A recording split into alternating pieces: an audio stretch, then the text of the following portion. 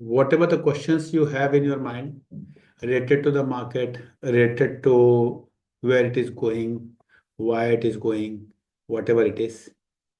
So please do ask your questions. There other people are joining. किसी के मन में कुछ क्वेश्चन है तो प्लीज पूछिए। अच्छा टाइम है अभी आप लोग को पूछने का। पूछ सकते हैं, इस टाइम को यूटिलाइज कर सकते हैं।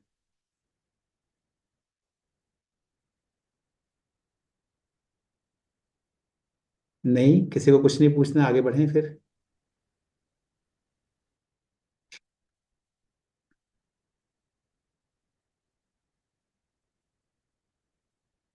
ओके। तो हम लोग इस समय मार्केट की वैल्यूएशन को आज देखने की कोशिश करेंगे। मार्केट में क्या हो रहा है, क्यों हो रहा है, कैसे हो रहा है, उसको समझने की कोशिश करेंगे। किस सेक्टर्स में अपॉर्चुनिटीज अभी हैं उसको जानने की कोशिश करेंगे। Before starting the session I want to make it very clear, I am an educator. मेरा काम केवल और केवल आपको मार्केट को समझाना है। अगर कोई स्टॉक मैं एग्जाम्पल पर्पज से यूज करूं तो वो केवल एग्जाम्पल है। वो मेरे पोर्टफोलियो में हो सकता है, इसलिए मेरा वेस्टेड इंटरेस्ट हो सकता है उसको कल सुबह उठते ही मार्केट खुलते मैं बेच दूं। अगर मैं कहूँ ये स्टॉक मेरे पास है, इसका मतलब ये नहीं कि मैं उसको रखने वाला हूँ। हो सकता है कोई स्टॉक मैं कहूँ कि आज मुझे पसंद नहीं आ रहा, लेकिन कल उसमें कुछ ऐसी चीज़ आ जाए कि मैं उसे खरीद लूँ। तो वो कल की बात है। मेरा काम आपको आज के सिचुएशन को समझाना है। आप इसको समझें सो दैट कि आपकी अंडरस्टैंडिंग मार्केट के बारे में बढ़े। ठीक है। आज हम मार्केट का सेक्टर असेसमेंट करेंगे। इस सेक्टर में क्या हो रहा है इसको हम जानने की कोशिश करेंगे। कोई ब्लैक फ्राइडे सेल लगी है, हम उस सेल के चक्कर में नहीं पड़ेंगे। ऐसी सेल अमेजन और फ्लिपकार्ट पे भी आएगी। इससे जितना आप बचेंगे उतना आप खुश रहेंगे। ठीक है। देखिए जरा, मैं इंडेक्सेस पे जा रहा हूँ सीधे। सबसे यार गल की कोई इदा का होवे ब्याह फिर किदा होवे। अपने आप को म्यूट रखेंगे मिस्टर एम तो अच्छा होगा। मिस्टर एम, अपने आप को म्यूट रखेंगे तो अच्छा होगा। ना, देखिए जरा, मैंने निफ्टी का चार्ट को यहाँ पे लगाया है आपके सामने। और निफ्टी को पहले हम देखने की कोशिश करेंगे, समझने की कोशिश करेंगे, फिर मैं स्क्रीनर पे जाके इसके पी वगैरह को देखूंगा। लेकिन सबसे पहले आप अगर आप निफ्टी को देखें तो क्या निफ्टी में कोई एबनॉर्मल सिचुएशन है? अगर आप ऐसे देखेंगे, सुनेंगे, टीवी को देखेंगे तो आपको लगेगा कि हाँ जी मार्केट 10,000 पॉइंट नीचे आ गया, फिर अगर अचानक लगेगा 2,000 पॉइंट ऊपर चला गया। देखिए, आप अगर इस मार्केट को देखें, इस समय मैं आपको 2021 से पूरा आपको मार्केट दिखा रहा हूँ, ध्यान से अगर देखें तो आपको समझ में आएगा मार्केट ऐसे ही चलता है। मार्केट ऐसे ही चलता है। कब कब ये नीचे आएगा, ऊपर जाएगा, नीचे आएगा, ऊपर जाएगा, नीचे आएगा, ऊपर जाएगा, नीचे आएगा, ऊपर जाएगा, अल्टीमेटली ये ऊपर जाएगा। मैंने आपको कई बार बताया है कि जिस दिन सुनील त्रिपाठी ने जन्म लिया उस दिन ये सत्य है कि सुनील त्रिपाठी को एक दिन ऊपर जाना है। अब आपके ऊपर है कि आप कौन सा ऊपर समझते हैं। लाइफ में कुछ करके ऊपर जाना है या डेथ होके ऊपर जाना है, लेकिन सुनील त्रिपाठी को ऊपर जाना है, ये एक सत्य है। सेम वे मार्केट में निफ्टी को ऊपर जाना है, सेंसेक्स को ऊपर जाना है, इंडेक्स को ऊपर जाना है, ये एक सत्य है। कब जाएगा, कैसे जाएगा, कब थोड़ा करेक्शन होके जाएगा या सीधे ही जाएगा, इस सब पे डिस्कशन हो सकता है। लेकिन मार्केट ऊपर जाएगा, इसमें कोई डिस्कशन का कोई देखिए नहीं जाएगा और जाएगा, इसमें कोई पॉइंट नहीं है। ठीक है। तो आपको इस बात को समझना पड़ेगा कि मार्केट के बारे में जब भी आप देखें तो एक चीज आपका माइंड एकदम क्लियर होना चाहिए। मैं बार बार कहता हूं, अगर आपको इक्विटी में पैसा बनाना है तो एक चीज क्लियर होनी चाहिए, जब आपको ये पता हो कि कल आज से अच्छा होगा। जब तक आपको ये नहीं पता होगा कि कल आने वाला जो कल है वो आज से हमेशा अच्छा होगा, अगर आप इस थॉट प्रोसेस के इंसान हैं तो आप मार्केट से पैसा बना सकते हैं। तभी देखिए, आज जब आप सेव करते हैं, इन्वेस्ट करते हैं, तो आप आज की नीड, आज की लग्जरी को कल के लिए आप पोस्टपोन करते हैं। आज जिस पैसे को आप इंजॉय कर सकते हैं उसको आप इंजॉय नहीं करके उसको कल के लिए सेव कर देते हैं। तो अगर आज की लग्जरी को कल के लिए आप कर रहे हैं, इसका मतलब एकदम क्लियर है, इसका मतलब एकदम क्लियर है कि आप इस बात को मान के चल रहे हैं कि जो आने वाली लग्जरी होगी, जो कल होगा, वो आज से अच्छा होगा, आज से अच्छा होगा। मुझे ऐसा लग रहा है कि मुझे म्यूट करना पड़ेगा सबको। मैं चाह नहीं रहा हूं करना, लेकिन मैं आपसे रिक्वेस्ट करूंगा कि आप अपने आप को खुद म्यूट करें, क्योंकि अगर मैं म्यूट करूंगा तो आप फिर क्वेश्चन नहीं दे पाऊंगा। इसलिए मेरा हम्बल रिक्वेस्ट है कि आप अपने आप को म्यूट करें। मिस्टर एम, मैंने आपको 2 बार बता दिया, अब तीसरी बार नहीं बताऊंगा। ठीक है, तो प्लीज अपने आप को म्यूट करेंगे। Thank you very much. Now, तो इस मार्केट को देखिए, निफ्टी को देखिए, और जो निफ्टी अभी नीचे आया, आप अगर ध्यान से देखें तो क्या निफ्टी बहुत नीचे आया? क्या ऐसा पास्ट में कभी नहीं हुआ? ऐसे क्या मार्केट ऐसे नहीं चलती? मार्केट ऐसे ही चलती है। और ये मैंने आपको 4 साल का मार्केट दिखाया है।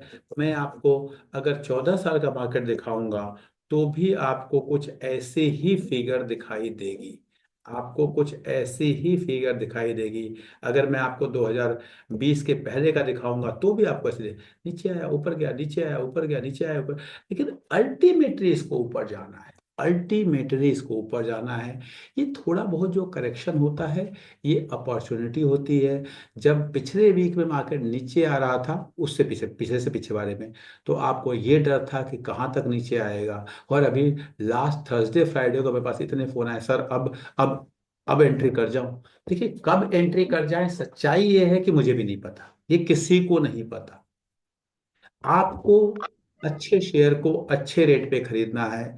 अच्छे शेयर को सबसे सस्ता नहीं खरीदना, सबसे सस्ता आप खरीद नहीं सकते। अच्छे शेयर को अच्छे रेट पे बेचना है, आपको सबसे महंगा नहीं बेचना। आपके मन में ऐसा कहते हैं ना, ग्रीड एंड फियर होता है कि हम इसको सबसे सस्ता खरीदेंगे, हम इसको सबसे महंगा बेचेंगे, और उसी कहानी में पूरी पूरी लाइफ निकल जाती है। प्लीज उससे अपने आप को दूर रखेंगे तो अच्छा होगा। आज मैं आपको एक ट्रेडिंग का टेक्निक भी बताऊंगा। कल मेरे पास एक कोई पोर्टफोलियो के लिए लेकर आया था, तो उन्होंने मुझसे यही पूछा कि सर, हम एंट्री की चीज़ें बहुत समझ में आ गई है, एग्जिट नहीं समझ में आ रहा कि हम किन पॉइंट्स पे एग्जिट करें, अगर हमें कुछ एग्जिट करना है तो। अगर हम चाहते हैं कि कुछ शेयर बेच दें फिर एंट्री करें, तो आज मैं आपको एग्जिट पॉइंट्स बताऊंगा। बस आप ध्यान से देखेंगे, सुनेंगे, तो आपको एग्जिट समझ में आएगा। मैं एग्जाम्पल के साथ बताऊंगा कि मैंने पिछले वीक कौन सा शेयर एग्जिट किया था, और कुछ मात्रा में, और क्यों किया था वो भी मैं आपको दिखाऊंगा, समझाऊंगा। पिछले से पिछले वीक की बात कर रहा हूँ मैं। ठीक है, तो आप इसको जानेंगे। तो आपको जो मैंने मार्केट दिखाया अभी 2013 से 2024 तक, तो आप देखेंगे कि आज जो मार्केट में हो रहा है, what is happening today in the market, it is nothing extraordinary, it is simple, and market goes like this only. Your perception और your thought process is that कि ये कहाँ तक नीचे जाएगा, जहां नीचे एकदम लोवेस्ट पे जाए वहां मैं खरीद लूं, और ये कहाँ से गिरना शुरू होगा वहां पे मैं बेच दूं। मैं तो अपने 25 साल 24 साल के करियर में नहीं कर पाया। तुक्के में कोई हो गया वो अलग बात है, करने की कोशिश किया, टेक्निकल थोड़ा देखा, लेकिन क्या मैं हर बार ऐसा कर पाता हूँ, ऐसा हो पाता है? मेरे से नहीं हो पाता। और ये मैं लाइव क्लास में बता रहा हूँ, इसको मैं रिकॉर्ड कर रहा हूँ, इसको मैं यूट्यूब पे भी डालूंगा। लोगों से मैं वहां पे रिक्वेस्ट करता हूँ, सब्सक्राइब करें, लाइक करें, शेयर करें। लेकिन झूठ नहीं बोल सकता, सच्चाई ये है कि झूठ नहीं बोल सकता। मैं अच्छी वैल्यूएशन पे बेच देता हूँ, अच्छी वैल्यूएशन पे खरीद देता हूँ। हाईएस्ट पॉइंट पे न बेच पाता हूँ, लोएस्ट पॉइंट पे नहीं खरीद पाता। ये लाइफ की सच्चाई है। जितने फोन आते हैं या जितने लोग पोर्टफोलियो रिव्यू के लिए मेरे पास आते हैं, सबका यही क्वेश्चन होता है, सर अब इसको बेच दें, अब ये नीचे जाएगा, जब मार्केट ऊपर जा रही होती है। और उसी तरह जब मार्केट नीचे जा रही होती है तो आपका सर अब खरीद लें, अब तो और नीचे तो नहीं जाएगा, या अभी रुकें सर और नीचे जाएगा। मुझे कैसे पता है और नीचे जाएगा? कैसे? अंबानी को जब नहीं पता, अडानी को नहीं पता कि अगले दिन यूएस में एक रिपोर्ट आ जाएगी, उसका शेयर 20-20% गिर जाएगा, ये अडानी को नहीं पता, और आपको लगता है आपको पता होगा। तो पता नहीं आप किस तरह के थॉट प्रोसेस से, अगर आप इस थॉट प्रोसेस से शेयर मार्केट में आएंगे तो आप शेयर मार्केट में इन्वेस्टमेंट नहीं कर पाएंगे। होता क्या है, जब यूएस में कोई अमेजन बनता है, कोई माइक्रोसॉफ्ट बनता है, कोई गूगल बनता है, तो लोगों को खुशी होती है कि हमारे हमारे कंट्री का ये कंपनी बहुत बड़ी हो रही है, बहुत ग्रो कर रही है। लेकिन जब इंडिया में कोई पतंजलि बनता है, कोई अदानी बनता है, कोई बानी बनता है, कोई टाटा बनता है, कोई बिरला बनता है, तो सबके दिमाग में आता है चोर है, कुछ चोरी कर रहा हो। प्लीज हमें इस बात को समझना पड़ेगा। इस थॉट प्रोसेस से बाहर आएंगे तो हम अच्छे बिजनेसमैन बन पाएंगे, अच्छे इन्वेस्टर बन पाएंगे, अच्छी कंट्री हमारी ग्रो कर पाएगी। और हमें अपने से शुरुआत करना पड़ेगा इस बात का। मैं आपको बताता हूँ, लगभग लगभग मैं, मेरा काम ही ट्रेवल करने का है, मैं बहुत ट्रेवल करता हूँ। मैं खुद यूपी का हूँ, और यूपी का वो वाला बेल्ट जो बिहार से टच है। हमारे यहाँ भी गांव में यही होता है कि अगर कोई इंसान, मैंने हरियाणा के गांव में, गुजरात के गांव में देखा, जब मैं हरियाणा में 20 साल से रह रहा हूँ, यहाँ देखा कि अगर किसी गांव का बच्चा अगर ओलंपिक जीतता है तो पूरे गांव को, पूरे जिले को खुशी होती है, सब इकट्ठे हो जाते हैं। लेकिन हमारे गांव में ऐसा नहीं होता, ये मैं आपको रियलिटी बता रहा हूँ। अच्छा लगे, मेरा ही गांव है, मेरा ही एरिया, हमारे यहाँ क्या होता है, अच्छा वो आईएएस बन गया, क्यों बन गया? वो आर्मी में चला गया, क्यों चल गया? अच्छा वो उस खेल में जीत गया, क्यों हो गया, उसका वहां सिलेक्शन हो गया, क्यों? तो इसीलिए वो जो बेल्ट है हमारी, वो ग्रो नहीं कर पाती। सब लोग वहां से बाहर निकल के, वही लोग, वहां के कुछ जो अच्छे लोग हैं बाहर निकल के, बेंगलोर में, कलकत्ता में बहुत अच्छे लोग हैं, वो काम कर रहे हैं, मैं भी काम कर रहा हूँ। लेकिन आपने देखा होगा, इतना फर्टाइल लैंड होने के बावजूद, इतना फर्टाइल लैंड होने के बावजूद, गंगा यमुना होने के बावजूद, हमारा जो यूपी बिहार है, वहाँ पे इंडस्ट्रीज नहीं जाती। क्यों? क्योंकि हम ग्रोथ को, दूसरों की ग्रोथ को देख नहीं पाते, हम दूसरों की ग्रोथ को अप्रिसिएट नहीं करते। एंड वही कंट्री लेवल पे, if I compare the same situation are with the countries like US और कनाडा, और मे बी ऑस्ट्रेलिया, और मे बी जापान, तो सिंगापुर, तो वहां कुछ बड़ा हो। अगर एचयूएल इंडिया में आके, ध्यान से समझिएगा, एचयूएल इंडिया में आके खूब पैसा कमाती है, 3 लाख करोड़ की, 4 लाख करोड़ की कंपनी बन जाती है, हमें बड़ा खुशी होती है। लेकिन अगर पतंजलि 2 लाख करोड़ की कंपनी बन जाए, 1 लाख करोड़ की कंपनी बन जाए, तो हमें लगता है पक्का इसने कुछ चोरी कर रहा है, कुछ चोरी कर रहा है, सरकार इसको दे रही है, ऐसा लगता है। और आज बीजेपी की गवर्नमेंट है तो उसके लिए हम कहेंगे, कल कोई और गवर्नमेंट आएगी तो उसके उसके अकॉर्डिंगली जो गवर्नमेंट होगा, उस समय हम कहेंगे वाड्रा जी ऐसा कर रहे हैं, या वो ऐसा, ऐसा बिजनेसमैन अपना काम करेंगे वो लोग, ऐसा ही। लेकिन हमें इस बात को समझना पड़ेगा। तो आपको भी, जब कोई कंपनी है, कंपनी के बिजनेस को समझें, इस न्यूज को या इस क्या ऊपर जा रहा है नीचे जा रहा है का नहीं। मैं हमेशा कहता हूं, जब आप शेयर खरीदते हैं तो आप बिजनेस खरीदते हैं। अगर आपको बिजनेस अच्छा लग रहा है तो खरीदें, और तब उसको खरीदने की सोचें। अगर बिजनेस अच्छा लग रहा है तो खरीदने की सोचें, और बिजनेस खराब लग रहा है तो उसको अपने रिश्ते एक्सक्लूड कर दे। आप लोग शेयर सेलेक्ट करते हैं, मैं शेयर रिजेक्ट करता हूं। मैं बार बार कहता हूं, आप, मैं इंडिया के जो 6 साढ़े 6 हजार शेयर हैं, उसमें से मैं शेयर कभी सेलेक्ट तो करता ही नहीं। मैं देखता हूं इसकी प्रमोटर होल्डिंग अच्छी नहीं है, रिजेक्ट। इसका आरओसी अच्छा नहीं है, रिजेक्ट। इस पे लोन बढ़ रहा है, रिजेक्ट। इसका बिजनेस मॉडल मुझे समझ में नहीं आ रहा है, केमिकल कंपनी है, मुझे नहीं समझ में आ रहा है क्या करती है, रिजेक्ट। हाँ। इसके सेल्स में ग्रोथ नहीं हो रही है, रिजेक्ट। तो मैं शेयर्स को रिजेक्ट करता हूं। रिजेक्ट, मैं एक बार स्क्रीनर खोलता हूं और उसको देख देख के रिजेक्ट करता रहता हूं। रिजेक्ट करने के बाद बचे हुए शेयर से फिर मैं एनालिसिस करता हूं। इसलिए आपको भी शेयर सेलेक्ट नहीं करना, शेयर रिजेक्ट करना है। और जो समझ में आ जाए कि हाँ ये वाले शेयर है, ये मेरे लिस्ट में बच गए, अब वो शेयर जब सही दाम पर आते हैं, सही दाम पे आते हैं तो खरीदना है। सही दाम क्या होता है, उसके लिए मैं कई बार आप लोगों को बता चुका हूं कि या तो हम पी देखते हैं, पीबी देखते हैं, मार्केट कैप टू सेल्स देखते हैं, डिपेंडिंग अपॉन किस तरह की हमारी कंपनी है, what type of company we are dealing with, हम अकॉर्डिंगली वो चीज़ देखते हैं। अगर हमारी एक ओल्ड एज कंपनी है तो हम पीबी देखेंगे, हमारी न्यू एज कंपनी है तो हम पी देखेंगे, अगर हमारी जस्ट लॉन्च्ड कंपनी है तो हम मार्केट कैप टू सेल्स देखेंगे। इस तरह से देख के अच्छी कंपनी को अच्छे वैल्यूएशन पे बाई करते हैं। अगर आज आपको नेसले नहीं समझ में आ रहा, तो आप जिंदगी में, प्लीज नो रिकमेंडेशन, हो सकता है मेरे पोर्टफोलियो में हो और मैं कल इसको बेच दूं, मैं रिपीट कर रहा हूँ, हो सकता है मेरे पोर्टफोलियो में हो और कल मैं इसको बेच दूं, हो सकता है मेरा वेस्टेड इंटरेस्ट हो। लेकिन आज अगर किसी को नेस्ले नहीं समझ में आ रहा, अगर उसको मैगी का बिजनेस नहीं समझ में आता, अगर उसको सेरेलेक का बिजनेस नहीं समझ में आता, अगर तो आपको फिर आप शेयर नहीं खरीद सकते। फिर तो आपको XYZ केमिकल लिमिटेड चाहिए, वोडाफोन यस बैंक चाहिए, पता नहीं क्या होगा, मुझे नहीं पता, हो सकता है उससे राजा बन जाए, हो सकता है। लेकिन अगर आपको बिजनेस समझ में आता है तो please go to the departmental store in your area. जो भी आप जहां से भी आप बाई करते हैं चीज, उसके दुकान पे जाके देखें, बैठें, बात करें। आप अपने घर में देखें, क्या हम लोग मैगी कितना यूज करते हैं, मेरा बच्चा हुआ तो सर कितना यूज करते हैं, जो भी प्रोडक्ट आप लोग उसके यूज करते हैं। आप इनके चॉकलेट्स के बारे में देखें, पढ़ें, जानें, तो आपको समझ में आएगा कि हाँ जी, ये कंपनी पिछले कई सालों से ऊपर ऊपर ऊपर ऊपर जा रही है। और जब कुछ ऐसा फॉल आता है, ऐसा फॉल आता है, ऐसा फॉल आता है, ऐसा फॉल आता है, ऐसा फॉल आता है, ये सब मंथली कैलेंडर है, ध्यान रखिएगा, मंथली कैलेंडर से। तो ये एक अच्छी अपॉर्चुनिटी। देखिए मैंने आपको 2010 से नेस्ले का चार्ट लगा दिया, पता नहीं मैं मैगी में रेड भी आया, कुछ भी हुआ, बहुत कुछ होता रहेगा, होता रहेगा। अगर आपको बिजनेस समझ में आता है कंपनी का, तो आपको उसमें इन्वेस्ट करना चाहिए, नहीं तो उसको रिजेक्ट लिस्ट में डालिए, काम खत्म, काम खत्म।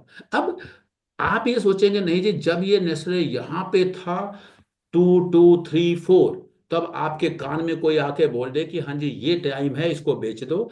अब जब नेस्ले यहां पर एकदम नीचे आ गया था 2175, तो आपके कान में कोई आके बोल दे कि इसको खरीद लो, ये संभव नहीं है।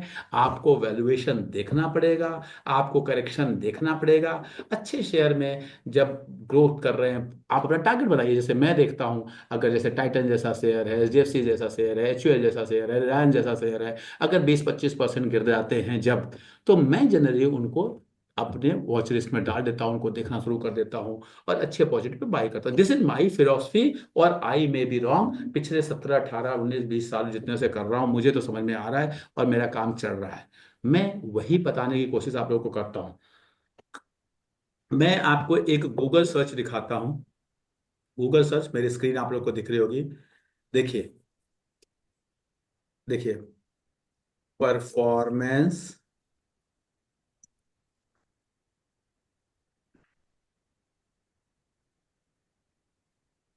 Of NPS in last 10 year. ना, अगर आप एक गूगल सर्च देखते हैं, देखिए आपके स्क्रीन पे, तो एनपीएस जो है, ध्यान से समझिएगा मेरी बात को, मैं आपको बताना क्या चाह रहा हूं उसको समझिए। एनपीएस, जिसमें बड़े बड़े जो सर्विस सेक्टर में लोग काम करते हैं, एनपीएस में पैसा डालते हैं, जो गवर्नमेंट एम्प्लॉयज हैं उनका कटता है, जो जो भी न्यू पेंशन स्कीम में है, तो और जो एनपीएस को चलाते हैं लोग, ये बड़े बड़े फंड मैनेजर्स हैं। HDFC का भी है अपना फंड, SBI का भी है, एक्सिस का, ICICI का, डिफरेंट, यहाँ पे बड़े बड़े फंड मैनेजर्स हैं जो कि इक्विटी को मैनेज करते हैं। कोई CFA है, कोई MBA फिनांस है, किसी के पास 20 साल का एक्सपीरियंस है, कोई 30 साल का एक्सपीरियंस है, और वो आपको 10-11% का रिटर्न दे रहे हैं। ध्यान से समझिए, इक्विटी की मैं बात कर रहा हूं, अभी डेट वगैरह की तो बात ही नहीं कर रहा। अगर वो आपको 10-11% का रिटर्न दे रहे हैं, और आप बिना दिमाग लगाए निफ्टी में डाल देते, आप दिमाग न लगाते, आप 10वीं फेल थे। मैं हमेशा कहता हूं, performance of Nifty CAGR in last 10 years, अगर आप निफ्टी में डाल देते, तो आपको ये कुल 14% के आसपास का आपको रिटर्न मिलता। 14.9, 14.9। जब से निफ्टी शुरू हुआ, तब से 12, 12.5, 13% का रिटर्न देता है।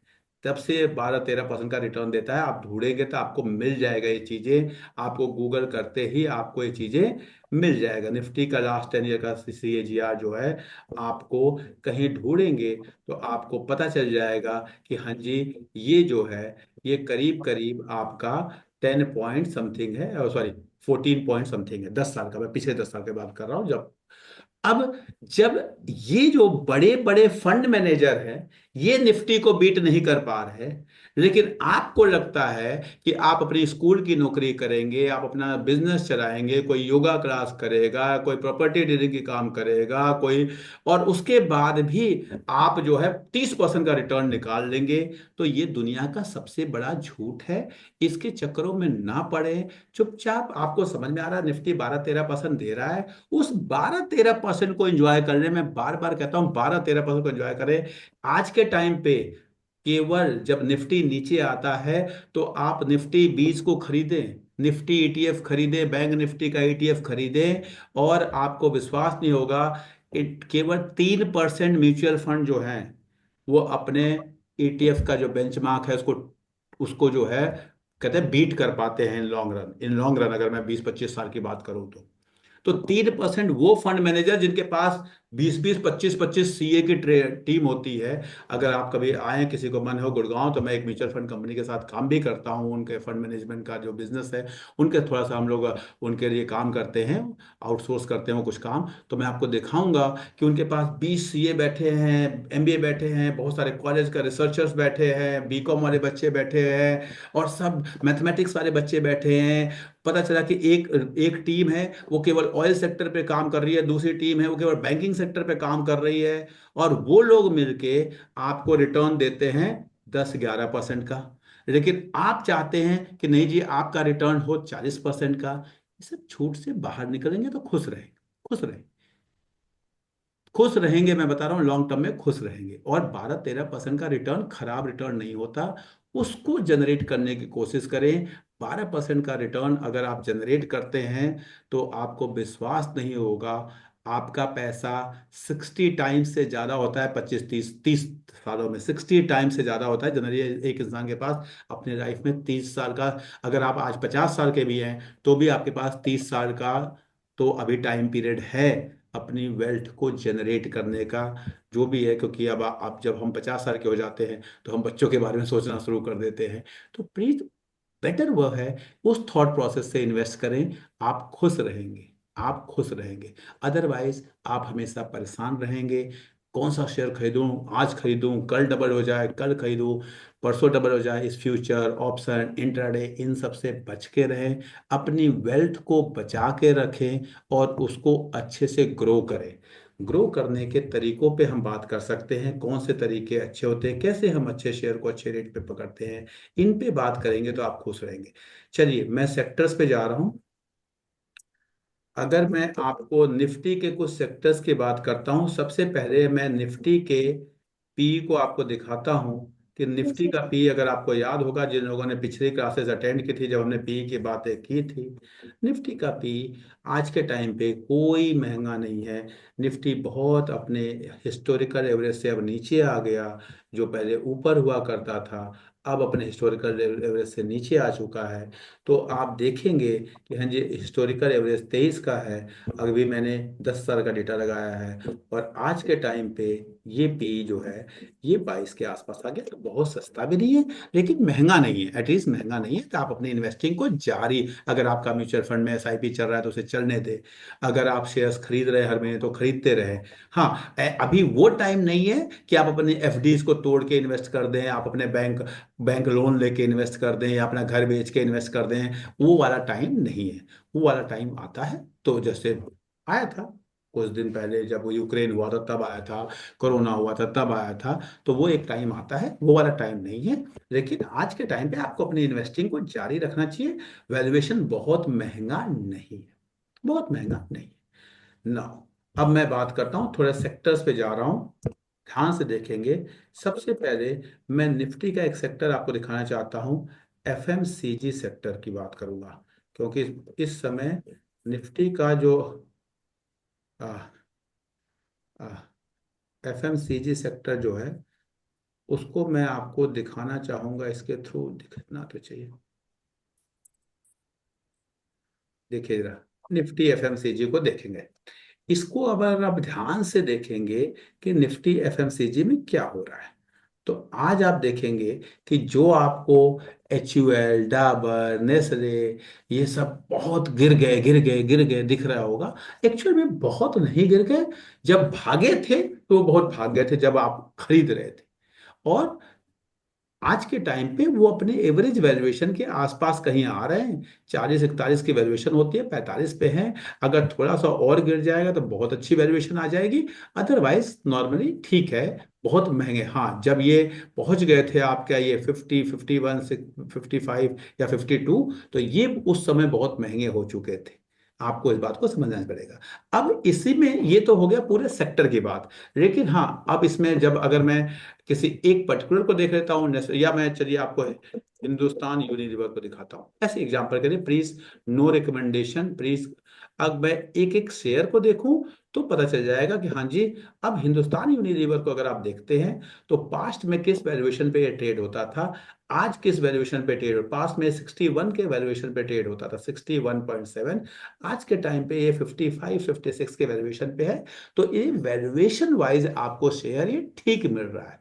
लेकिन हमेशा ध्यान रखना, valuation is relative to growth. Growth, कोई शेयर 90 के पी पे भी सस्ता होता है और दूसरा शेयर 30 के पी पे भी महंगा होता है। ये इस बात पे डिपेंड करेगा कि उसमें ग्रोथ क्या हो रही है। अगर ग्रोथ नहीं है, क्योंकि जो अगर कोई पी ज्यादा है, ग्रोथ है, तो 1-2 साल में वो अपने आप वो एवरेज पे आ जाता है। तो आपको ग्रोथ को हमेशा देखना है कि कहीं ग्रोथ हैम्पर तो नहीं हो रही है। तो अगर आप ध्यान से देखेंगे ईपीएस, ये जो बार आपको दिख रही है, ये ईपीएस की बार है और इसमें बहुत इफेक्ट नहीं आया हुआ कि आपको परेशान होना है। अगर मैं इसकी सेल्स आपको दिखाऊं तो आपको ऐसा नहीं दिखेगा कि हाँ से देखिए 52, 60, 61, 62, ठीक है।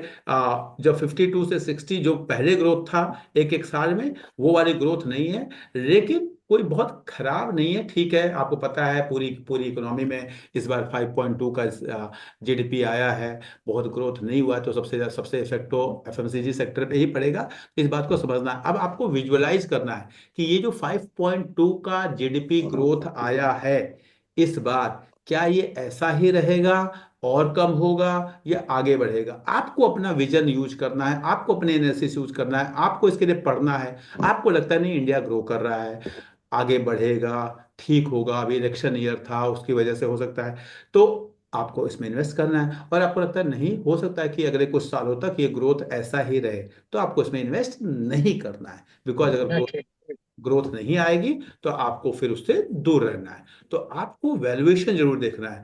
अब रिलायंस जैसा शेयर रिलायंस जैसा शेयर अगर आप ध्यान से देखें कि हाँ जी, आज के टाइम पे क्या हो रहा है, क्या ये बहुत सस्ता है या बहुत महंगा है, आपको समझना पड़ेगा इस बात को। अगर आपको लगता है कि ये जो ईपीएस इस बार, जो पहले ईपीएस इनका 2850 तक ये था आपका ईपीएस, और जो इस बार ये ईपीएस जो है वो आपका आ गया है 50.81, इफ आई एम करेक्ट।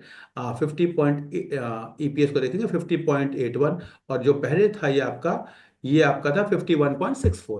तो ये क्या ये ईपीएस दोबारा से बढ़ेगा? अगर ये ईपीएस दोबारा से बढ़ेगा तो हमारा पी, क्योंकि पी होता क्या है, price divide by EPS. Price divide by EPS, अगर हमारा ईपीएस बढ़ेगा तो हमारा पी अपने आप कम हो जाएगा। तो इस बात को आपको समझना पड़ेगा कि हाँ ये पी जो है ये महंगा पी है कि सस्ता पी है। इसको थोड़ा सा, इसलिए मैं बार बार कहता हूँ कि अगर आपको स्टॉक मार्केट में बने रहना है तो थोड़ा पढ़िए, रीडिंग करिए, थोड़े से न्यूज़ देखिए, थोड़ा सा न्यूज़पेपर पढ़िए, मैगजीन पढ़िए। आपको कॉन्फिडेंस आता है और कुछ नहीं होता। जब आप मुझे फोन करते हैं ना तो आपकी लाइफ में कॉन्फिडेंस होता है, हाँ सर ठीक है, मुझे पता है कि नीचे आया हुआ है, कुछ नहीं, ये समझ में आएगा। और जो पढ़ता नहीं है, परेशान हो गया, हाँ सुन के एक दिन में राजा बनना है, तो फिर वो परेशान होता है, उसको लगता है कि नहीं यार इसको क्यों नीचे जा रहा है, और नीचे जा चला जाता है, फिर ऊपर चला जाता है, तो अरे सर वो ऊपर चला गया, मैं खरीदना चाहता था लेकिन खरीद नहीं पाया मुझे तो वो उस बात का रोना जो है ना, वो फिर वो हमेशा चलती रहेगी लाइफ। अब मैं आपको पहले 1-2 सेक्टर और दिखा देता हूँ, उसके बाद से मैंने अभी आपको एफएमसीजी दिखाया। अब मैं आपको निफ्टी बैंक दिखाना चाहूंगा। इसको, इसकी वैल्यूएशन को भी आप देखें। क्या ये वैल्यूएशन बहुत खराब है, सस्ती है, महंगी है, इसको आप समझने की कोशिश करें, पास से कंपेयर करने की कोशिश करें। देखिए आपको समझ आए, क्या ये इंडिया में इंडिया ग्रो करेगा? सब लोग यहाँ से कनाडा जा रहे हैं, ऑस्ट्रेलिया जा रहे हैं, यहाँ जा रहे हैं, सब क्रेडिट कार्ड यूज कर रहे हैं, डेबिट कार्ड यूज कर रहे हैं, यूपीआई यूज कर रहे हैं, सब कुछ करने के बाद, और हमारे इंडिया के बैंक्स जो हैं काम नहीं करेंगे, क्या हमें ऐसा लगता है? अब अगर ऐसा लगता है कि हाँ जी सारी दुनिया इक्विटी, अब आप कहते हैं, कई लोगों से मैं बात करता हूँ तो कहते हैं सर सब लोग जो हैं वो इक्विटी में इन्वेस्ट कर रहे हैं, तो बैंक बैंक में जो है वो एफडी नहीं आएगा, एफडी नहीं आएगा तो लोन नहीं देंगे, लोन नहीं देंगे तो बैंक कैसे सरवाइव करेंगे, तो बैंक तो सारे खत्म हो जाएंगे। आपको इस बात को समझना पड़ेगा कि अगर सब लोग इक्विटी में इन्वेस्ट कर रहे हैं, अगर सब लोग इक्विटी में इन्वेस्ट कर रहे हैं, तो होगा क्या कि आपको कॉस्ट ऑफ फंड जो है थ्रू इक्विटी रूट इतना सस्ता हो गया कि arrow Gairo x Y Z कोई भी कंपनी आज के टाइम पे आईपीओ लेके आ रही है, शेयर्स निकाल रही है, लोग उसके शेयर खरीद रहे हैं। ध्यान से समझिएगा, आपने पढ़ा होगा एक न्यूज की, एक 4 बाइक वाली कंपनी जो थी और पता नहीं 4,000 करोड़ का उसका आ गया। आप एक साथ को देखो, पिछले 2 सालों में कितने आईपीओ आए और उनमें से कितने आईपीओ अपने लिस्टिंग प्राइस के ऊपर हैं और नीचे हैं, आपको अपने आप समझ में आ जाएगा। जब आपको ये बातें समझ में आएंगी ना, जब हैप्पीएस्ट माइंड का शेयर आया तो सबको लगता था कि ये 5,000 हो ही जाएगा, और आज भी वो 700 पे घूम ही रहा है। तो लोगों को समझ में धीरे धीरे आने लगती है अल्टीमेटली। क्योंकि जब बैंक से हम लोन लेते हैं ना, बैंक से कोई कंपनी लोन लेती है, तो बैंक उसका पूरा ड्यू डिलिजेंस करता है, वो देखता है कि भाई इसको हम पैसा दें या ना दें। लेकिन जो जनरल पब्लिक होती है जो आईपीओ में पैसा देती है, वो तो पूरा सेंटिमेंटल है। तो आपने तो बस सुना, हाँ जी, फोन आते हैं, त्रिपाठी जी आप एनटीपी स्क्रीन को अप्लाई कर रहे हैं, मैं कहता हूँ नहीं, अच्छा फिर मैं भी नहीं करूंगा। आपने, अच्छा मैं कहता हूँ हाँ तो फिर मैं भी कर लूंगा। तो आप ऐसे इन्वेस्ट करेंगे तो वो इन्वेस्टमेंट बहुत लंबे समय तक नहीं रह पाती, और अल्टीमेटली लोग क्या होगा, परेशान। आप प्लीज अपने आप को म्यूट करेंगे, कोई ऐसा है जिसका माइक ऑन है? मेरा हम मेरा हम्बल,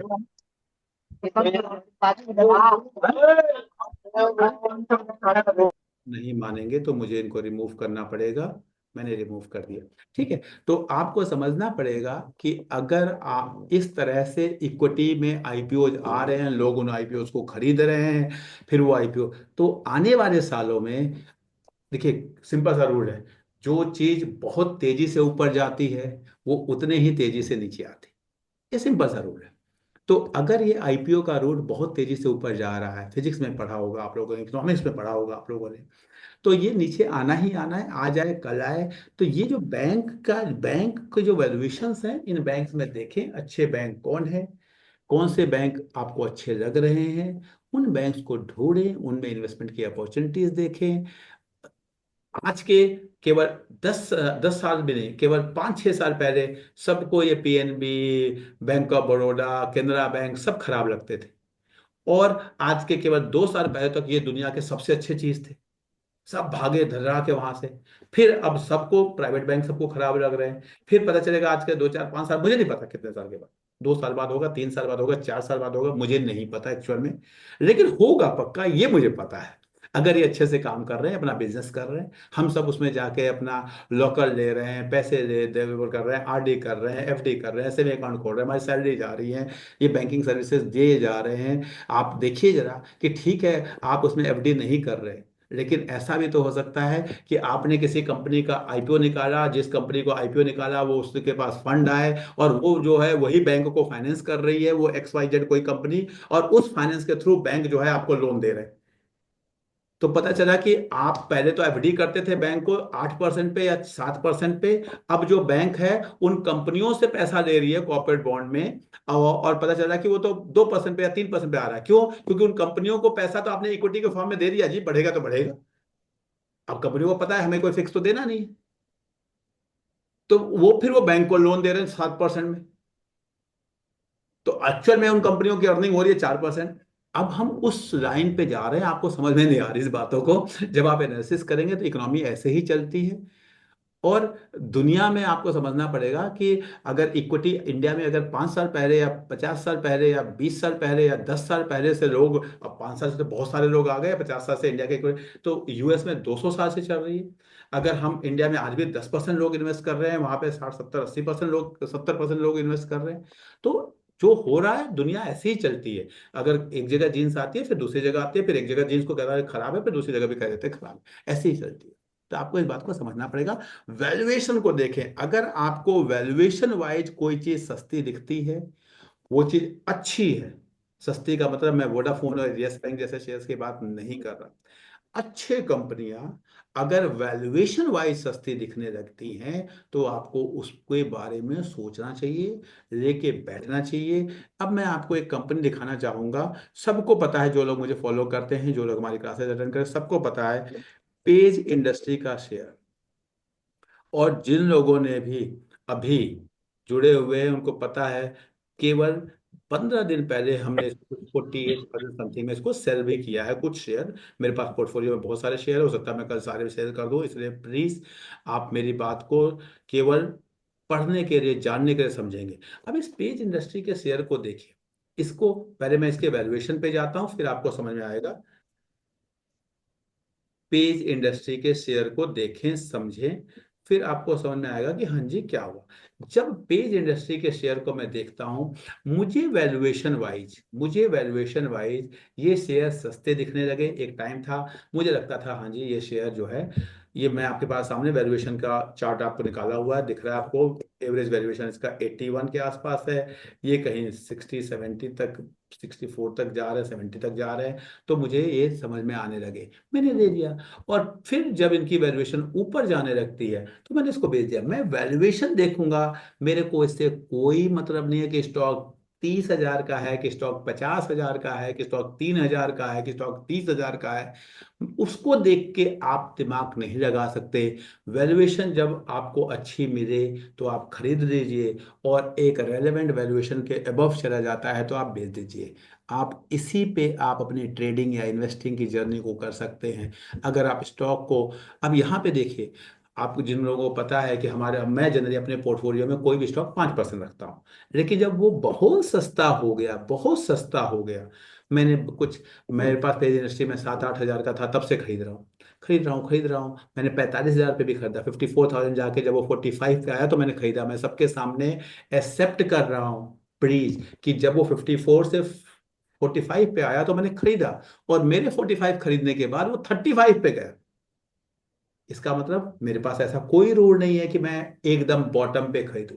लेकिन मुझे जब वो 35 पे गया तो मुझे उसकी वैल्यूएशन बहुत अच्छी लग रही थी, तो जो मैं 5% शेयर रखता हूं अपने पास, मैंने उसको बढ़ा के 7%, 8% तक ले गया, डिपेंडिंग अपॉन मेरे पास जितना पैसा था। और जब 8% ले गया, और फिर जब वो दोबारा वो 45 46 के वैल्यूएशन, 47 के वैल्यूएशन पे आ गया, क्योंकि 45 46 मुझे सही प्राइस लग रहा था, तो मुझे 5% कर दिया।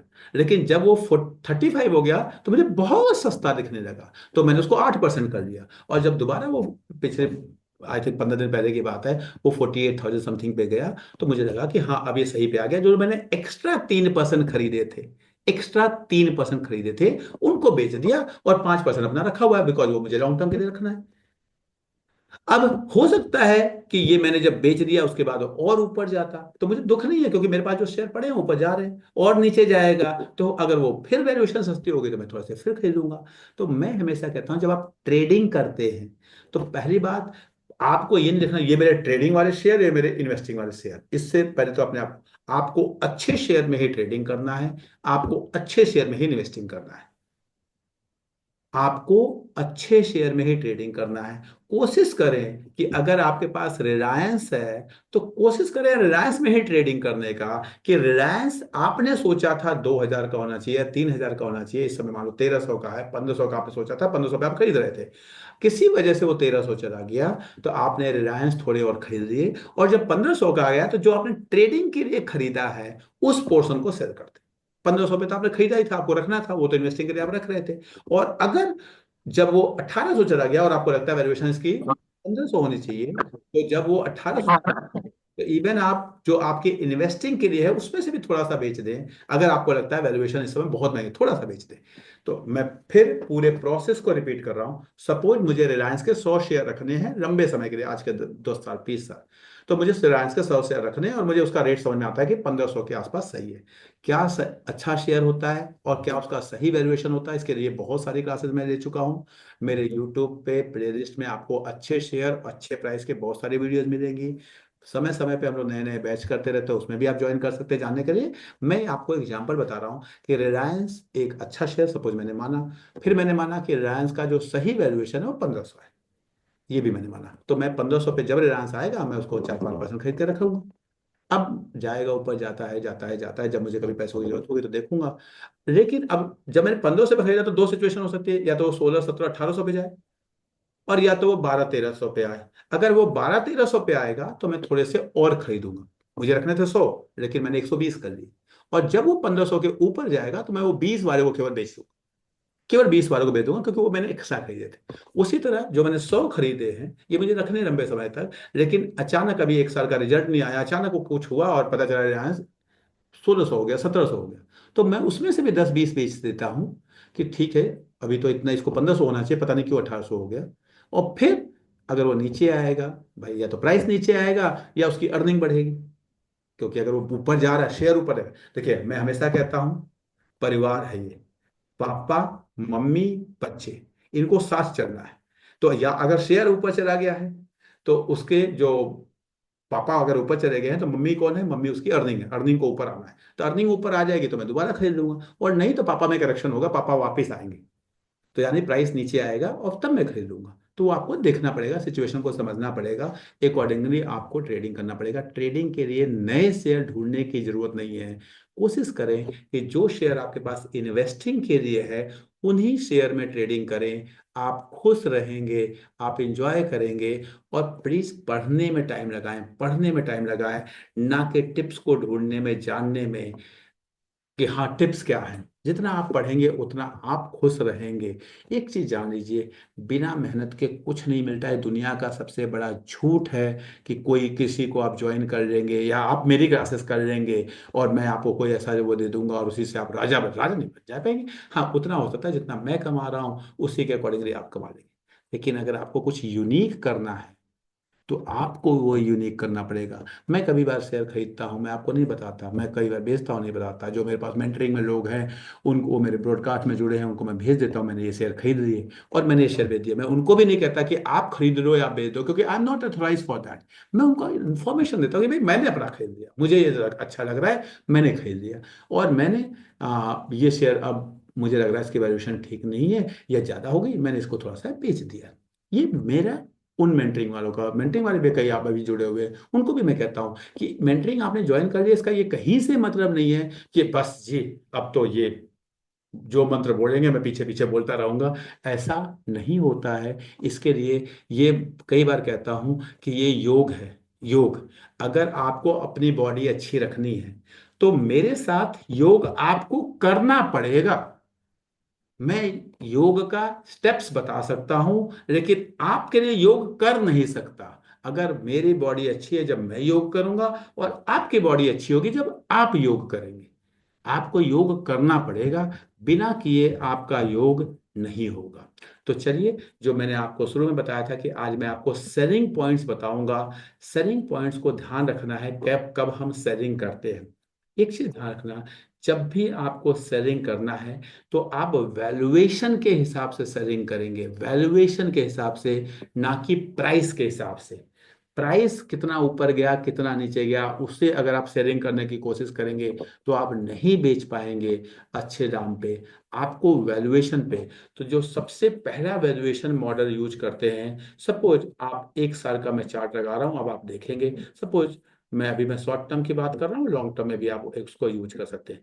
ये मेरे पास एक, सपोज इस समय आपके सामने पेज इंडस्ट्री का शेयर है, देखिए जरा। अब पेज इंडस्ट्री के शेयर का ये आपके सामने वैल्यूएशन दिख रहा है, स्क्रीन को देखिएगा ध्यान से। ये मेरी एक एवरेज लाइन है, एवरेज लाइन है, और ये नीचे की लाइन है। मैं प्राइस नहीं देख रहा, इस शेयर का प्राइस क्या है मुझे उससे कोई मतलब नहीं है, मैं वैल्यूएशन देख रहा हूं। मैं क्या करता हूं, जब मुझे ये शेयर सस्ता दिखता है, जब ये शेयर मुझे सस्ता दिखता है, मैं इसको बाई करता हूं। कैसे बाई करता हूं, देखिए जरा। जब ये शेयर मुझे अपने एवरेज पी के नीचे दिखता है तो मैं इसको बाई करता हूं, और जब ये शेयर मुझे अपने एवरेज पी के ऊपर दिखता है तो मैं इसको सेल करता हूं।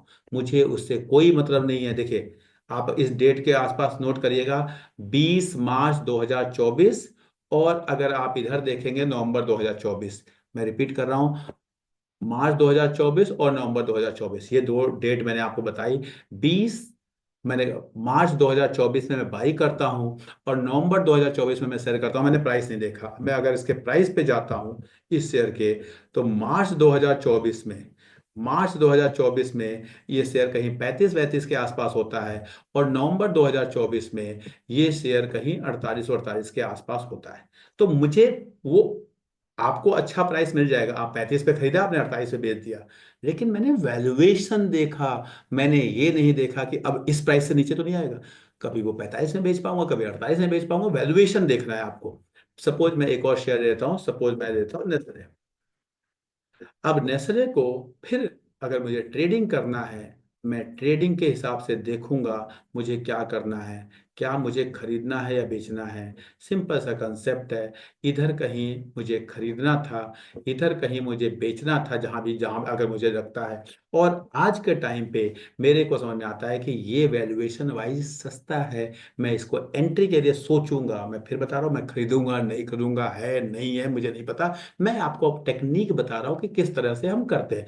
अब ये वैल्यूएशन वाइज फिर मुझे एवरेज वैल्यूएशन के नीचे दिख रहा है, मैं इसको खरीदूंगा। जब ये एवरेज वैल्यूएशन के ऊपर मुझे लगता है कि हाँ जी इसका एवरेज जो है 75 है, तो मैं क्या करूंगा, जब भी ये 65 के नीचे आएगा तो मैं बाय करूंगा, और 85 के ऊपर जाएगा तो मैं सेल करूंगा। ऐसे कुछ स्ट्रेटेजी में बनाऊंगा। और मैं ये नहीं देखूंगा कि नेस्ले जो है वो मेरा एक्चुअल में 2000 का है या 3000 का है, वो बात की बात। अगर मैं आपको इसी वैल्यूएशन की बात करता हूँ, आप ध्यान से देखेंगे तो आपको समझ में आएगा कि हाँ जी, अगर पास्ट में भी देखेंगे कि हाँ जी पास्ट में भी ऐसा हुआ। सपोज किसी ने मई 2022, वैल्यूएशन देखिए, मैं कुछ भी प्राइसिंग की बात नहीं कर रहा, मई 2022 में इसको किसी ने बाई किया, और और उधर कहीं जाके अगस्त 2022 में इसको किसी ने सेल किया, तो देखो क्या हुआ होगा। मई 2022 और अगस्त 2022 देखते हैं जरा। मई 2022 में इसका प्राइस कुछ 1700 के आसपास था, 1700 या 1800 के आसपास था, बल्कि 1600 के आसपास था, ठीक है।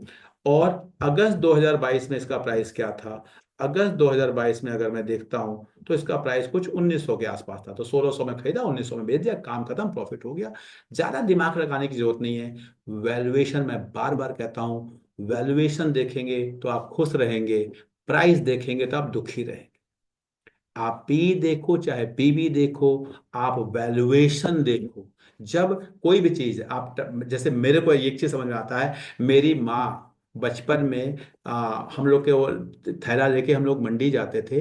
तो अगर टमाटर जो है वो मंडी में टमाटर लाल वाले सस्ते मिलते थे एक रेट से, उसको समझ में आता था, मान लो उस समय टमाटर का रेट 10 रुपए किलो है, और किसी दिन किसी वजह से वो 8 रुपए किलो या 7 रुपए किलो या 5 रुपए किलो होता थे, तो मेरी माँ 1 किलो जो टमाटर लाना होता था या 2 किलो टमाटर लाना होता था, उसकी जगह 5 किलो टमाटर लाती थी, और उसकी वो मीठी वाली एक चटनी बनाती थी। यानी उसको एक वैल्यूएशन समझ में, उसको मतलब वो पांचवी, मेरी मदर पांचवी पास है, उसको भी ये वैल्यूएशन समझ में आता है कि हाँ जी 10 रुपए किलो मैं टमाटर लेने जा रही हूँ, 10 रुपए किलो मिलेगा तो मैं 1 किलो ले लूंगी, अपना काम कर रही हूँ। लेकिन वैल्यूएशन वाइज अगर वो सस्ता हो गया तो मैं उसको एक्स्ट्रा ले लूंगी। और महंगा होता था, जब महंगा होता था तो हमारे घर में टमाटर यूज नहीं होता था। सच्चाई बता रहा हूँ, हमने देखा है। उसमें कोई ठीक है यार, 2 दिन बिना टमाटर की सब्जी खाएंगे। तो अगर वो पांचवी पास लेडी को ये बात समझ में आता है कि वैल्यूएशन क्या है, और हम अपने आप को ग्रेजुएट पोस्ट ग्रेजुएट कहें, और उसके बाद हम लड़ें कि नहीं ये 50 पे जाएगा या 20 पे जाएगा, ये करेगा वो करेगा, तो फिर हम कहीं गलती कर रहे हैं, हमें इस बात को समझना पड़ेगा। वो अगर आप अपनी मदर की उस बात को समझ लेंगे, और मेरी माँ क्या, शायद आपकी मम्मी भी ऐसा ही कुछ करते होंगे, सबके घर में ऐसा ही होता था, सबके घर में ऐसा ही होता था। तो इस बात को समझे, आपको वैल्यूएशन को समझना पड़ेगा। मैंने वो सिचुएशन देखी है अपने घर में, जब मटर जो है एक्स्ट्रा खरीद के आ जाती थी, उसको छील के रख दिया जाता था, और अभी मटर नहीं रहा है, तो वो वाली वही आपको देखना है कि वो लोग भी वैल्यूएशन उसका एक कहते हैं ना, उचित दाम देखते थे। जब वो चीज उचित दाम से नीचे मिलती थी तो वो एक्स्ट्रा ले लेते थे। ऐसा ही आपको शेयर में करना है। इससे ज्यादा दिमाग नहीं लगाना, इससे ज्यादा दिमाग आपको नहीं लगाना। वैल्यूएशन को देखें, जितना आप वैल्यूएशन को देखेंगे। अब ये तो हो गया आपका फंडामेंटल के पॉइंट ऑफ व्यू से। अब मैं आपको टेक्निकल के पॉइंट ऑफ व्यू से भी बताऊंगा कि कब आपको एग्जिट लेना होता है।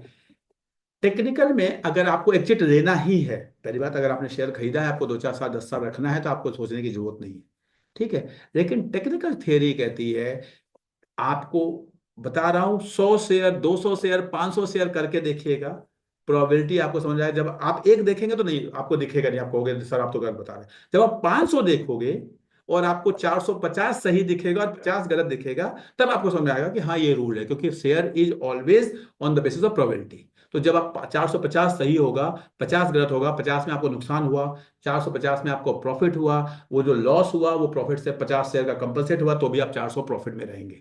तो भी आपको ये बात समझ आएगी। उसका सिंपल सा रूल है कि जब शेयर अपने लाइफ टाइम हाई पे जाता है, लाइफ टाइम हाई पे, वहां पे आप थोड़ा शेयर से एग्जिट कर सकते हैं, क्योंकि वहां पर बहुत तगड़ा रेसिस्टेंस होता है। मैं बता रहा हूं आपको, कुछ एग्जांपल देके दिखाऊंगा। जैसे अगर आप मारुति को देखेंगे, मारुति को देखेंगे, बार बार अपने लाइफ टाइम हाई, बार बार अपने लाइफ टाइम हाई पे जाया गया। ये इसका लाइफ टाइम हाई है। ये ये लाइफ टाइम हाई पे जाता है और रुक जाता है। तो अगर आप कभी, अभी अगर मैं आज मारुति खरीदूं, आज मैं मारुति को खरीदूं, अगर मुझे खरीदना हो और मुझे ट्रेडिंग के लिए खरीदना हो, और मुझे ठीक है जी, जब ठीक होगा तो मैं इसको बेचूंगा, मेरा ये माल है, तो इसका लाइफ टाइम हाई मुझे समझ में आता है कि ये कुछ 12,900, 13,000 के आसपास है। तो आज मैं खरीदूंगा, तो इसको मैं 13,000 के आसपास जब जाएगा तो मैं इससे एग्जिट कर जाऊंगा, फिर देखूंगा क्या होता है, नीचे आएगा या ऊपर जाएगा, तो फिर कोई रेंज बनाएगा ऊपर। तो लाइफ टाइम हाई थ्योरी को अगर आप ध्यान रखें तो भी आप, अच्छा है, जैसे अगर आप HDFC बैंक को देखें, कोई HDFC बैंक को कोई देखे, तो बार बार देखेगा कि वो अपने life time high, life time high देखेंगे ध्यान से, यहाँ गया फिर यहाँ, यहीं पे अभी उलझ रहा है, अभी बाहर निकला नहीं है, हो सकता है ऊपर चला जाए, ऊपर चला गया तो एक बार कभी ना कभी तो रेसिस्टेंस को तोड़ेगा। लेकिन लाइफ टाइम हाई पे बहुत तगड़ा रेसिस्टेंस होता है, बहुत तगड़ा तो अगर हो सकता है कि HDFC बैंक यहाँ से फिर नीचे आए और फिर ऊपर जाए। तो ये लाइफ टाइम हाई एक ऐसी थियरी है। अगर आप कोटक महिंद्रा बैंक को देखेंगे तो आपको समझ में आएगा कि हाँ जी, लाइफ टाइम हाई जब आपको समझ में नहीं आया, जैसे यहाँ पे एक कोटक महिंद्रा बैंक को देखिए, यहाँ पे जो मेरा स्क्रीन दिख रहा है, फिर यहाँ पे देखेंगे तो आपको समझ में आएगा कि हाँ, अब अगर मैं यहाँ पे दोबारा कभी एंटर करता हूँ तो I will keep this stock till 1950 के आसपास का लाइफ टाइम हाई है। तो तब तक के लिए मैं इसको जरूर देखूंगा, उस समय फिर देखूंगा जैसे पैसे की जरूरत है या मुझे उस समय कोई अच्छा समझ में आता है तो मैं कंटिन्यू करूंगा। लेकिन कहते हैं ना, किसी ने मुझसे पूछा था आज की क्लास से पहले कि सर एग्जिट हमें समझ में नहीं आता कि एग्जिट कब कर जाए। तो आपको बता रहा हूँ, लाइफ टाइम हाई एक ऐसी थियरी है जिसके थ्रू आप एग्जिट पॉलिसीज अपनी बना सकते हैं कि हाँ जी, मैं जब स्टॉक खरीद रहा हूँ, खरीदोगे तो आप वैल्यूएशन देखोगे, टेक्निकल देखोगे, जो भी हमने पढ़ा हुआ है उसको आप देखोगे नो डाउट। लेकिन एग्जिट के लिए मैं एक टेक्निकल रूल आपको बता रहा हूँ, इसको फॉलो करके देखिएगा, आप खुश रहेंगे कि लाइफ टाइम हाई पे स्टॉक को बेचना है। पूरा नहीं बेचना तो कम से कम 50% बेचना है। अगर आप इसको करेंगे तो आप खुश रहेंगे। I am talking to the traders, not to investor. जो इन्वेस्ट करके रखना है, जिसको 10 साल 20 साल, तो अगर वो लाइफ टाइम हाई पे बेच देगा तो फिर ऊपर कैसे जाएगा, मैं उनकी बात नहीं कर रहा हूँ। लेकिन जिन लोगों को दुख होता है कि सर फिर नीचे आ गया, अरे सर ऊपर बेच दिए होते, नीचे दे दिए, तो उनके लिए बता रहा हूँ कि आप इस थ्योरी को यूज कर सकते हैं। आई होप मैं आप लोगों का कॉन्फिडेंस मार्केट से अगर कहते हैं कि निकला हुआ था तो उसको मैंने दोबारा लाने में कोशिश किया है। मैंने आपको कुछ चीज़ें बताने की कोशिश की है ताकि आपको मार्केट में विश्वास बना रहे और आप मार्केट से एग्जिट न कर जाए, आप मार्केट से निकल ना जाए।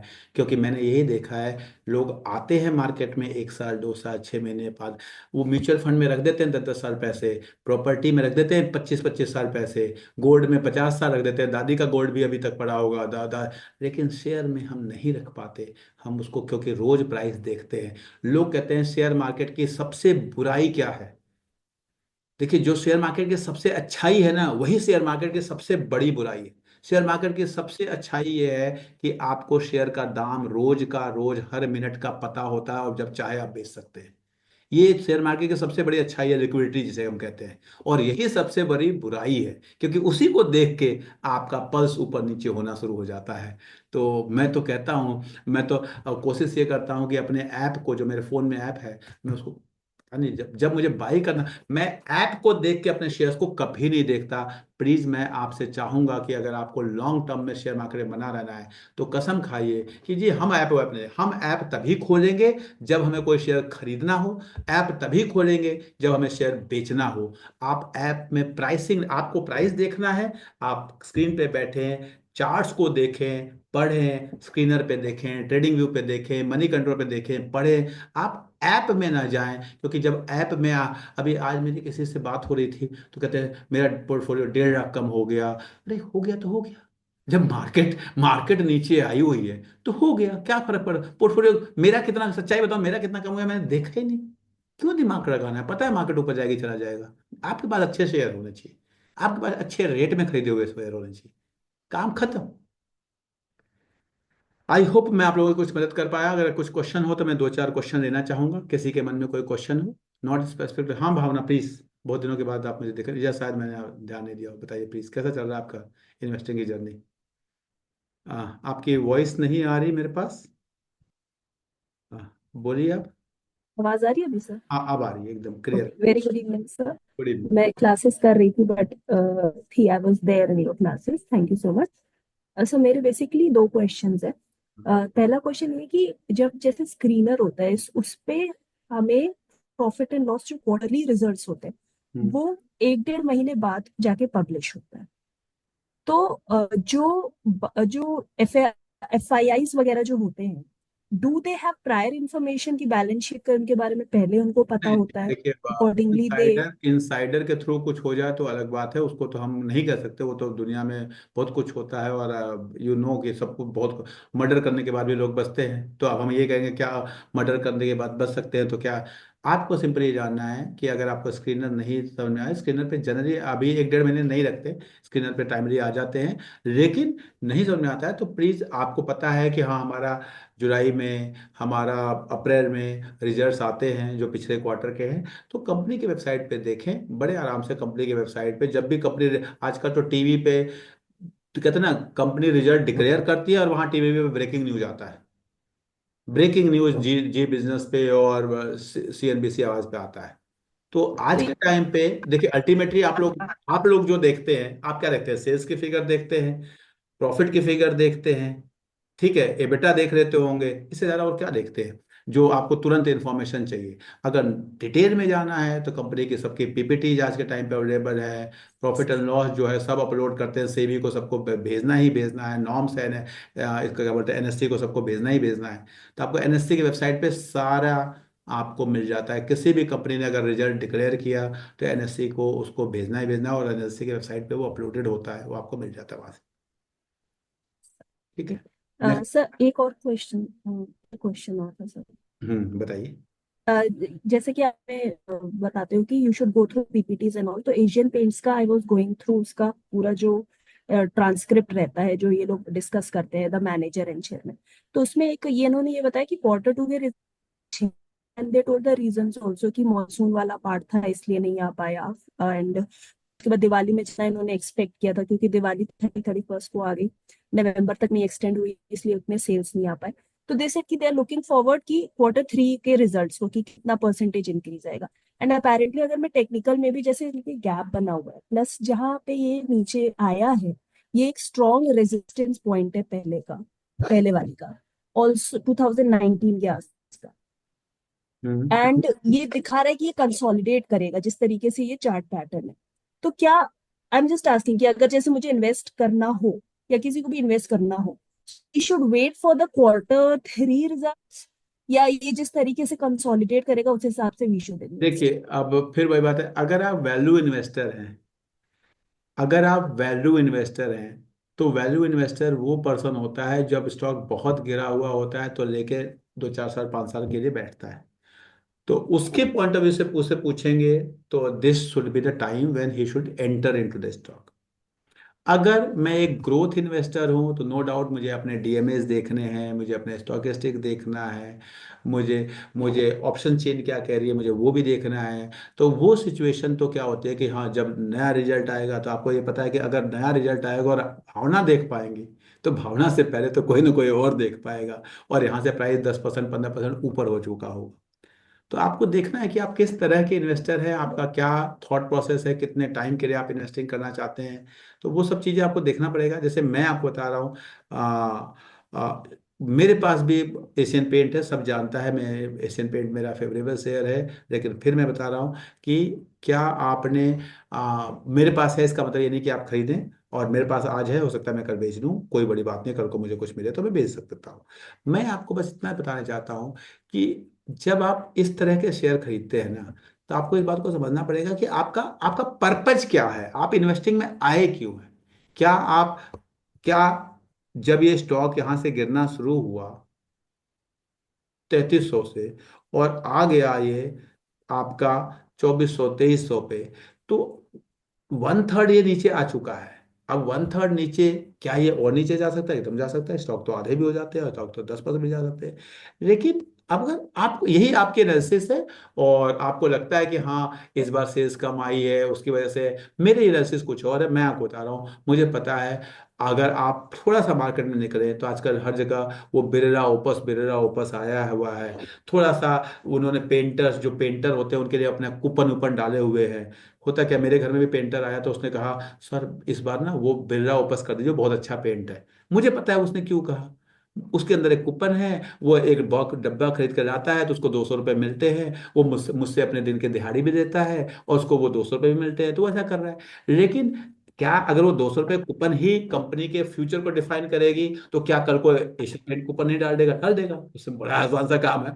तो ये स्ट्रेटेजीज होती हैं, आपको समझना पड़ेगा बिजनेस मॉडल कैसा है, प्रोमोटर्स कैसे हैं।